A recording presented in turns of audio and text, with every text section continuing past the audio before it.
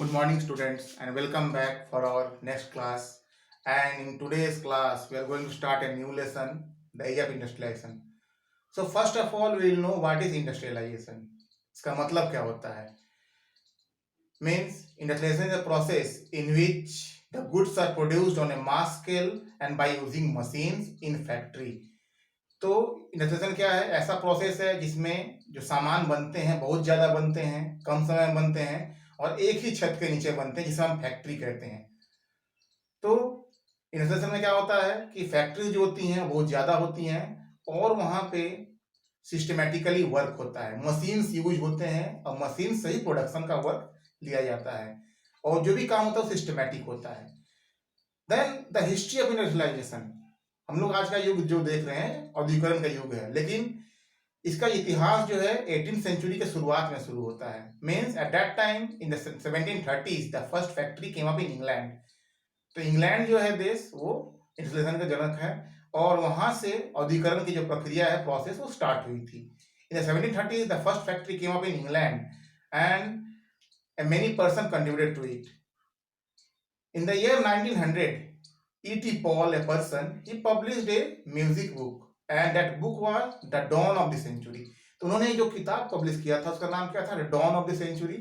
और इस किताब में उन्होंने जो फ्रंट पेज था उस पे एक फिगर था। The figure belong to a woman and she was standing on perching on a wheel. वो जो गॉडेस लाइक फिगर थी वो एक पहिए पे खड़ी थी। तो पहिया किसका निशानी है? विकास का, प्रगति का। और पहिया जो है ये समृद्धि का ही निशानी है। The wheel has wings and the wings stood for that it was going in future. Means the woman was standing on a wheel. It was shown that in the future the industrialization will go on and people will have a lot of things like bridges, cars, telephones, then the good transport system and others. तो ये जो album का front page था उसके अनुसार ये women जो थी ये विकास की और समृद्धि के प्रतीक थी। India 1901 another book was published a magazine and it was a trade magazine. ये व्यापारिक पत्रिका थी। इसमें फ्रंट पेज पे दो चित्र बनाए गए थे अबाउट टू मजिशियन, दो जादूगरों के बारे में। तो पहले जादूगर कौन थे? अलादीन। अलादीन के बारे में हम लोग जानते हैं कि उनके पास एक मैजिक लैंप था और उसी लैंप की सहायता से वो जो भी काम चाहते थे वो कर लेते थे। तो अलादीन को ओरिएंट कहा गया है। ओरिएंट का मतलब क्या होता है? जो मेडिटेरियन सी जो है उसके पूरब के जो क्षेत्र हैं, Asia mainly, particularly China, India, इसको ओरिएंट कहा जाता है। और ओरिएंट में जो लोग हैं वे जादू में विश्वास करते हैं और वे मेहनत नहीं करते हैं। तो यूरोप वासियों ने क्या दिखाना चाहा? ये दिखाना चाहा कि इंडिया में और जो चाइना में लोग हैं वो सिर्फ भाग्य के भरोसे हैं और मेहनत नहीं करना चाहते हैं, वो सिर्फ जादू और भाग्य के भरोसे हैं और इसीलिए उनको ओरिएंट कहा।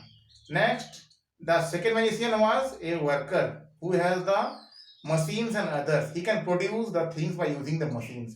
तो हम लोग क्या देखते हैं? यहाँ पे दो चीज देखते हैं। Orient means the country east of the Mediterranean Sea and the worker who was standing with hammers and others and tools, he stood for the industrial development. तो यूरोप वासियों ने अपने आप को विकसित दिखाना चाहा, अपने आप को समृद्ध दिखाना चाहा और ये दिखाना चाहा कि नहीं, हम लोग पास मशीन्स हैं, हम लोग जो भी चाहे काम हम लोग मेहनत के दम पे कर सकते हैं, जो कि ओरिएंट या जो मेटेंसी के पूर्व के जो देश हैं, पर्टिकुलर चाइना, इंडिया, वहाँ के लोग नहीं कर सकते हैं। उन्होंने इस बात को दिखाने की कोशिश की और एक तरह से अपने आप को समृद्ध दिखाया उस तरह से। Now we are coming to the next situation. Before industrialization,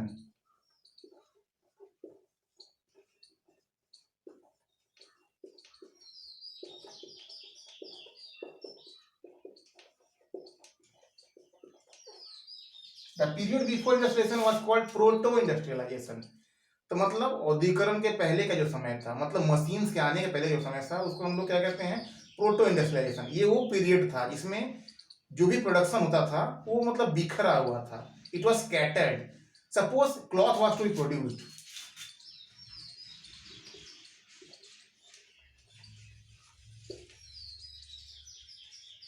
Then it involved a lot of process. Stapler, spinner, fuller, dryer. यदि ऊनी कपड़े बनाने हैं, क्योंकि इंग्लैंड एक ठंडा देश है तो वहां पे ऊनी कपड़े चाहिए, तो ऊनी कपड़े यदि बनाने हैं तो वहां पे फर्स्ट प्रोसेस क्या था? स्टेपलर का था। स्टेपलर कौन सा आदमी था? जो ऊन को इकट्ठा करता था और उसको ग्रेडिंग करता। ग्रेड मतलब क्या? जो अच्छा क्वालिटी का ऊन है उसको अलग करता था, जो खराब है उसको अलग करता था। स्टेपलर से मर्चेंट क्या करते थे? वो लोग ऊन खरीदते थे। They purchase the wool from the staplers and then they give the wool to the spinners. तो जो ट्रेडर जो था वो स्टेपलर से ऊल खरीद के स्पिनर को देता था। स्पिनर मतलब क्या? जो मतलब धागा बुनते थे, जो धागा बनाते थे। Then the spinners they created the thread और the yarn and from the spinners the cloth was produced by the weavers. Spinner से जो धागा जो है ये सप्लाई जो था वीवर के पास, जो बुनकर हैं वो लोग कपड़ा बुनते थे उससे। और बुनने के बाद जो फूलर था वो इसको इकट्ठा करता था और फिर डायर, डायर मतलब रंगरेज, जो कपड़ा को रंगते थे। तो जितना ही प्रोसेस हम यहाँ बताए हैं सब प्रोसेस जो थे स्कैटर्ड थे, मतलब ऊन कोई और सॉर्ट कर रहा है, वीवर कहीं और बैठा हुआ है, कपड़ा कहीं और बन रहा है, रंगाई कहीं और हो रही है, and the complete product was sent to London. London was the finishing center where the cloths were packed, labeled, and then they were used for the export purpose. तो लंदन क्या था? सेंटर, फिनिशिंग सेंटर था, जहां पे जो कपड़े थे उनको अंतिम रूप देके उनको बेचने लायक बना दिया जाता था। So this was the process and it was done before the industrialization. It is called the proto industrialization. इस प्रोसेस को हम लोग कहते हैं proto industrialization. What we have learned up to now? We have learned up to now that before the industrial revolution, before the use of machines, the production was done, but it was done by hand. मतलब जो भी बनता था हाथों से बनता था और हल्के जो टूल्स थे उसको यूज करके बनता था। और इस प्रोडक्शन को जो था स्कैटर्ड था, बिखरा हुआ था। जो ट्रेडर थे वो शहर में रहते थे, वो गांव आते थे, गांव पे आके जो वर्कर्स थे, चाहे वो ऊन निकालने वाले हों, वीवर हों, डायर हों, सबको एडवांस देते थे। एडवांस क्यों देते थे? काम करने के लिए।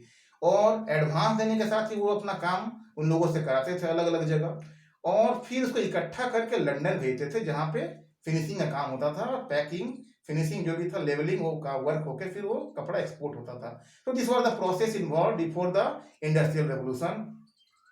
And in this way, from the 18th century, the Europeans they considered themselves as more advanced as compared to the people of the East. तो पूरब के लोग किन्हें कहते हैं? जो लोग एशिया के लोग हैं, particularly Asian people, China, India, and the Arab countries, they are the east of the Mediterranean, and they are also termed as Orient. तो ये जो जगह है इनको ओरिएंट भी कहा जाता है यूरोपीय वासियों द्वारा, क्योंकि ये उनके हिसाब से पिछड़े हुए थे और उतने डेवलप नहीं थे।